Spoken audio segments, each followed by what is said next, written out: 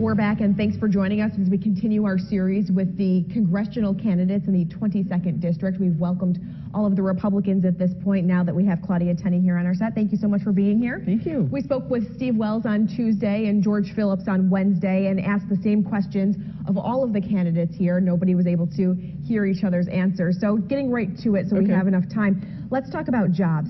Every candidate in this race has talked about job creation being a priority in the district. So how do you turn rhetoric into action? What is your plan to stimulate the local economy? What would you do if you could head to Washington? Well, one of the biggest problems we have in creating jobs here is we have a unique system in Albany that's the same in D.C., and it's called cronyism. It's millions in taxpayer money being handed out to friends of politicians, and they curry favor, and they get the jobs, and they get the government contracts. And as a small manufacturing business owner, we're in our 70th year of my family business. We never get any government contracts. We don't do any work with government. We have to rely on the small business community. And 70% of the new jobs created in this country are from small business owners, and it's everywhere from the small manufacturing, the mom and pops, the pizza stores, the auto dealers, the small auto repair shops. All those people are very important, plus our small manufacturing, which we've lost in a huge way in this community. And one of the biggest problems we have is an unfair trade imbalance, and I know you've heard many of the presidential candidates talk about it, but last year I authored a piece on trade. And it's great to have free trade, but we have to have fair trade. We can't sell out the United States. We need to bring our jobs back here. And one of the examples I use is the fact that we had one of the original founding companies in this region was Revere, and we have lost so many jobs to China and other countries. We need to bring those jobs back and have them here with fair trade deals. And we're doing 4 trade deals that it's hurting. That's one of the ways, and to reduce regulations and taxes, which I've been fighting against. I know there's a big smear campaign going on against me, but for the audience to know, I have never voted for a tax increase, in spite of the ads you're hearing, ever, as a member of the State Assembly. As a small business owner, it is the signature platform that I have, is to not vote for taxes. Let's move on to gun control following the Orlando nightclub shooting last week.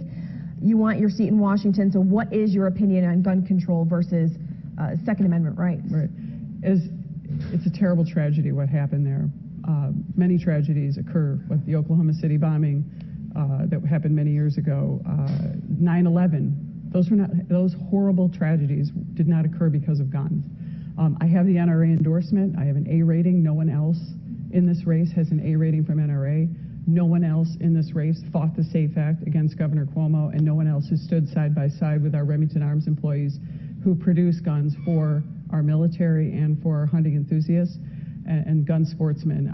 They are endorsing me as well. So to me, our Second Amendment rights are paramount. We have to, of course, be careful who has a gun, and we have to not allow some of the problems that occurred in Orlando. The FBI there were some cracks in their investigation. We need to be in the forefront and put our federal government agencies on the line to make sure that people who shouldn't have guns don't have them.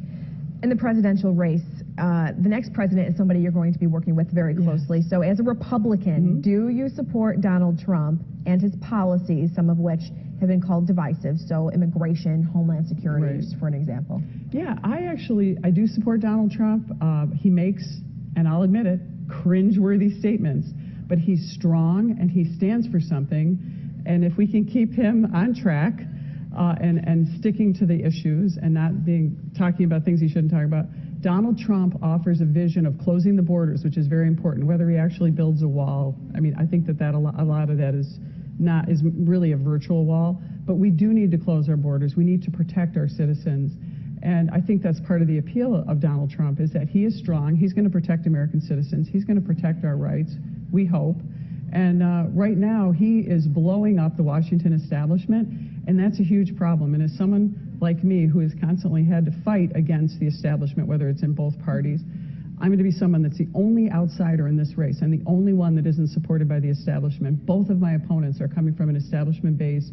I give the taxpayers and the voters an option to vote for someone who has been fighting the fight as a small business owner. So would you say that Donald Trump is helping your campaign as a Republican here in this district? I don't know if he's helping. I don't know if the presidential race is going to impact this race so much, as people in this community know that I'm someone that's fought the establishment, and I've been able to be elected by the voters directly. But the Republican title for that matter? Yeah, I think, Donald Trump wasn't a Republican all his life. I'm a lifelong Republican. I think Donald Trump is trying to do something that is, look, we've sent Republicans to Washington to change things, and they didn't do it.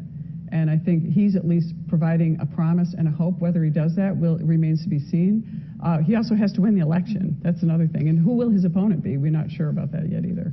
You would be going to Washington as a freshman, so what challenges do you expect to face as one of the lower-ranking members, and how do you plan to still have a strong voice for residents in the 22nd District? Well, it's interesting that the nature of your question as a freshman, really, it's not about logging time. It shouldn't be. It's about leadership.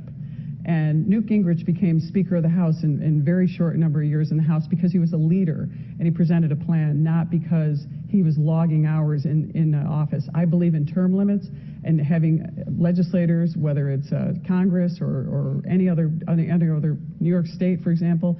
We don't need people to go to Washington 30 and 40 years to log time and gain seniority. It's leadership that is what is important for the people. And I've stood against Sheldon Silver. In spite of what you hear, I'm the first to call for his resignation back in 2012, long before Preet Bharara even got a hold of him.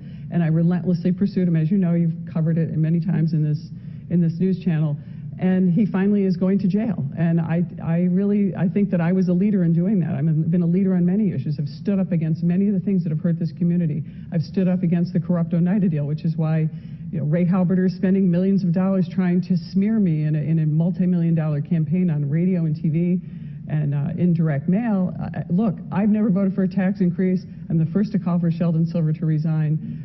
I have a 97% voting record in the state assembly. All these things are just a smear campaign because they know that I'm going to tell the truth, and the voters know that I tell the truth. Claudia, thank you so much. The Republican primary is on June 28th. You can listen to all of our interviews with Steve Wells, George Phillips, and Claudia Tenney on WKTV.com. The Democrat in this race is Kim Myers.